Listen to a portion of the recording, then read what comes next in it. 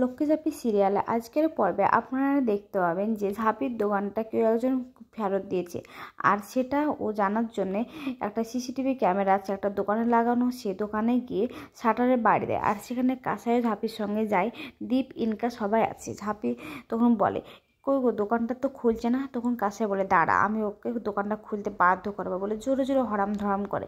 তখন কাসাই বলে, আচ্ছা ঝাঁপি, তুই কিসের জন্য দোকানটা খুলতে বলছিস এত সকালে? তখন দীপ বলে, আচ্ছা তো তুই মেয়ে, কিসের জন্য দোকানটা খুলতে বলছিস সেটাই তুই জানি না, আর জোরে জোরে তুই চিৎকার করছিস। তখন ইনকা বলে, না গো দীপ, ঝাঁপি ভেবেছে কি যে ওর উল্টো দিকে যে ক্যামেরাটা আছে, তো ওর দোকানটা কে ফেরত দিল তাই দেখার জন্যে ও এসেছে, এই দোকানে সিসিটিভি ক্যামেরা দেখবে। তখন ওখানে দীপ একটু হতভম্ব হয়ে যায়। তখন বলে, ঠিক আছে বলে সবাই চলে যায় ভিতরের দিকে। তখন দীপ ইনকাকে বলো, চলো আমরা জগিং করেছি, আমরা যাব না। তখন ইনকা বলে, এত বড় কিছু কেউ আর দোকানটা ফেরত দিল সেটা আমরা দেখবো না? তখন বলে, ঠিকই তো বলেছো, হ্যাঁ দেখা তো ইচ্ছা আছে, যাই তাহলে আমি দেখে এসি বলে দীপ ভেতরে যায়, আর গিয়ে দেখে যে একটা লোক হুডি পরে এসেছে ওর দোকানটা ফেরত দিতে। তখন ওখানে কাসাই বলে, এই লোকটাকে কার মতো যেন লাগছে দেখে, দাদা ভাইয়ের মতো তো মনে হচ্ছে। তখন দীপ বলে, এই কাসাই, তুই এসব উল্টোপাল্টা কী বলছিস? বলছি না বারবার যে আমি জানি না, আমি দোকান ফেরত দিইনি, তা তুই এসব কথা বলছিস কেন? ও আমি হতে যাব কেন? বারবার তুই উল্টোপাল্টা কথা বলিস না তো, এসব কথা শুনতে আমার একদম ভালো লাগে না। তখন ঝাঁপি বলে যে, কি কাসাই দি, তুমি চুপ করে দিলে কেন রে? আমার তো মনে হয়েছে দাদা ভাই। তখন দীপ বলে, আবার আবার তুই এ কথা বলছিস, এসব কথা বলবি না তুই কিন্তু। তখন দীপের দিকে ইনকা তাকিয়ে থাকে, আর ইনকা দীপের দিকে তাকাতে তাকাতে সেখান থেকে রাগ করে বেরিয়ে চলে যায়। তখন বলে যে, কি দেখ আমি চললাম, তোরা থাক, কোথায় তোরা দোকানটাকে সামলাবি তা সামলাচ্ছিস না কো। তোকে বলে বিকালবেলাতে 1470 টাকা দিতে হবে, তা করছিস না। তুই এখানে বসে বসে কে কি দোকানটা দিয়েছে এসব করছিস, যা খুশি তাই কর বলে সেখান থেকে দীপ বেরিয়ে চলে যায়। অন্যদিকে ইনকা বাড়ি এসে দীপের ঘরে সব কিছু খোঁজাখুঁজি করছে, আলমারি ওয়ার্ডরুম সব কিছু, যে ওর হুডিটা কই। তখন সেখানে দীপ চলে আসে, আর দীপ এসে বলে, ইনকা তুমি কি খোঁজাখুঁজি করছো আমার ঘরে? তখন ইনকা বলে, কেন, ওই হুডিটা কোথায়? তখন দীপ বলে, হুডি? কোন হুডি? যে হুডিটা পরে তুমি ঝাঁপিকে সাহায্য করতে গিয়েছিলে। তখন দীপ বলে, তুমি উল্টোপাল্টা কথা বলে রাখো, আমি কোনো ঝাঁপিকে সাহায্য করতে যাব? আর যেই সাহায্য করুক না কেন, ঝাঁপির তো ভালোর জন্যই করেছে, তুমি তাতে খুশি হওনি? তাহলে ঝাঁপি যেটা বলেছে সেটাই কি ঠিক? তুমি ঝাঁপির দোকানটাকে পুড়িয়ে ফেলেছো? ঝাঁপি তো বারবার তোমার কথাই বলছিল। তখন ইনকা বলে, তুমিও এ কথা বলছো? আমি বলছি না, কিন্তু তোমার ব্যবহারে মনে হচ্ছে যে ওর দোকানটা ফেরত পেয়ে তুমি খুশি হওনি খো, এসব বলে।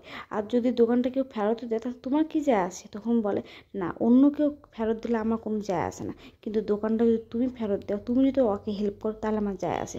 তুমি একটা কথা বলো তো, আমার জায়গায় যদি তুমি থাকতে তুমি কি করতে বলো? তখন বলে যে, ঠিক আছে বলো আমাকে কি করতে হবে। তখন বলে, কি করতে হবে? আমার গা ছুঁয়ে তুমি বলো যে তুমি কখনো আর ঝাঁপির হেল্প করবে না। তখন বলে, ঠিক আছে আমি ঝাঁপির কখনো হেল্প করবো না। তখন ইনকা বলে, ওইভাবে বললে হবে না, আমাকে কথা দিতে হবে, গা ছুঁয়ে বলতে হবে যে তুমি আর কখনো আর হেল্প করবে না, ও যতই বিপদেই পড়ুক না কেন, যতই কাছে থাকুক না কেন। তখন দীপ বলে, ঠিক আছে, আমি যতই হোক তোমার কথাটা মেনে নিতে পারছি না মন থেকে, কিন্তু তোমাকে ঠিক রাখার জন্য, তোমাকে ইনিশিয়েট করার জন্যে আমি তোমার কথাটা মেনে নিলাম। তোমাকে ছুঁয়ে আমি বলছি যে আমি ঝাঁপিকে কখনো হেল্প আর করতে যাব না বলে ইনকাকে জড়িয়ে ধরে।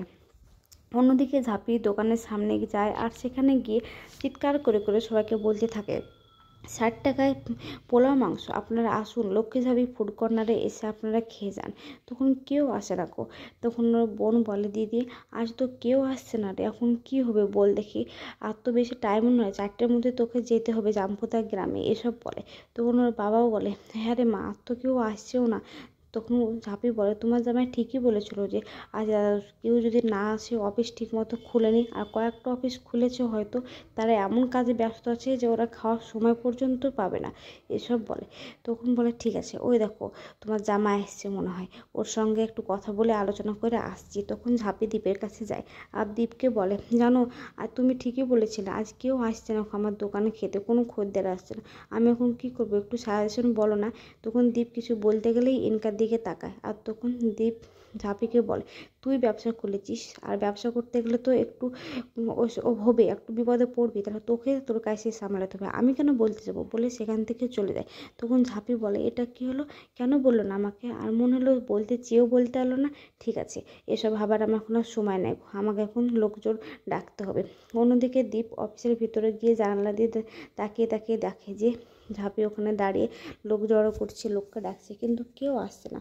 তখন দীপ মনে মনে বলে, আমি যদি তোর এই বিপদের দিনে উপকার করতে পারতাম, কি করলে লোক আসবে তোর দোকানে খদ্দের হবে, তাহলে আমার অবশ্যই ভালো লাগতো, কিন্তু আমি তো পারলাম না রে।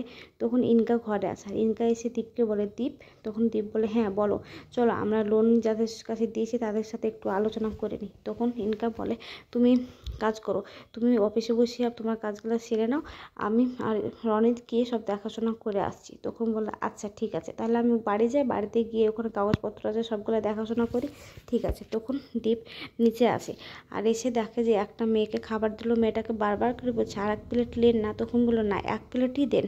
তখন 1 প্লেট নিয়ে মেয়েটা সেখান থেকে চলে যায়, আর ঝাঁপি আবারও জোরে জোরে চিৎকার করে করে ডাকতে থাকে, যে চিৎকার করে পেছন দিকে ঘুরবে, দেখতে পায় দীপ। তখন দীপ মনে মনে বলে, আমার কিছু করার নাই, তুই এই বিপদের দিনও তোকে আমি উপকার করতে পারবো না, বলে সেখান থেকে বেরিয়ে চলে যায়। আর ইনকা ওপর থেকে দেখে আর মিচকি মিচকি হাসতে থাকে, যে ঠিক করেছে, ও উপকার করেনি। তখন ঝাঁপি বলে, তুমি চলে গেলে, ঠিক আছে তুমি চলে যাও, আমার তোমার উপকার চাই না কো, আমি যখন বিপদে পড়েছি তখন আমিও উদ্ধার হব, এসব বলে। তখন ওর বোনও এসে বলে, দিদি আর তো মাত্র 1.5 ঘন্টা রে, তুই 1.5 ঘন্টার মধ্যে কী করবি এখন, তখন ওইসব বলে। তখন একটা লোক খাবার নিতে আসে, আর ঝাঁপি জিজ্ঞাসা করে যে আজকে তুমি এই পাড়াতে, তখন বলে, হ্যাঁ, আমরা যার কাছ থেকে আমি খাবার নিতাম পার্সেল দিত, সে লোকটা হঠাৎ করে আসেনি, বলছে যে কি 2 দিন এখন দোকান খুলবে না, কী করবো বল, তাই খাবারটা নিতে এসেছিলাম, তোর কাকিমা বাড়িতে রান্না করতে পারে না। তখন ঝাঁপি বলে, 2 দিন, তো হ্যাঁ, তো অনেকে তো ওর কাছ থেকে খাবার নেয়, তো হ্যাঁ নেয়, তো ঠিক আছে, তাহলে আজ যখন অনেকে খাবার নেয়, আমি থাকতে কী বিপদ, আমি যাবো ওদেরকে পার্সেল দিতে। তখন বলে, ঠিক আছে গিয়ে দেখ একবার পারিস কিনা। তখন সব খাবার প্যাকিং করে নিয়ে ও বেরিয়ে পড়ে, আর সবাইকে খাবার দিতে থাকে আস্তে আস্তে। তখন বলে, 7টা তো সবাই বিক্রি হলো, এখনও তো অনেকটা বিক্রি করতে হবে, এবার আমি কী করবো আমি নিজেও বুঝতে পারছি না, এসব বলে। তখন ওখানে জিতে যায় অন্যদেরকে, মেয়েদেরকে যারা হোস্টেলে থাকে, আর বলে, বাড়ির খাবার তো তোমরা অনেকে দিন খাওনি, আজ দেখো খুব ভালো লাগবে খেতে, এসব বলে। অন্যদিকে জামপোতা গ্রামে যারা ওকে টাকা দিয়েছিল তারা এক জায়গায় জড়ো হয়েছে, আর বলছে যে তোমার কাছে কি এসেছিলো গো দিদিমণি। তখন বলে, না তো আসেনি, তো 4টার সময় আসার কথা ছিল, 5টা বেজে গেলো তাও আসলো না, তাহলে কি আসবে না। তখন ওই মেয়েটার স্বামী বলে, মিনতির স্বামী বলে, আসবে না গো, আসবে না, ওর বাবা বর্ধমান শহরে 80 লক্ষ টাকা মেরেছে, আর ওর মেয়ে এসেছে এই জামপোতা গ্রামে মেয়েদের কাছ থেকে টাকা হাতাতে। তখন ওই মেয়েগুলো বলে, মিনতিদি তাহলে কেউ সত্যি সত্যি আসবে না। তখন মিনতিদি বলে, না রে, ওর কথা বাদ দে, ও ঠিক আসবে, আমাদের বিশ্বাস আছে।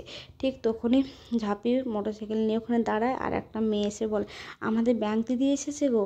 আর ওকে আসতে দেখে সবাই বলে, আমাদের ব্যাংক দিদি চলে এসেছে। তখন ঝাঁপি বলে, কি বললে, ব্যাংক দিদি। তখন বলে, হ্যাঁ। তখন বলে যে যখন আমরা তো ভেবেছিলাম তুমি আর আসবেই না।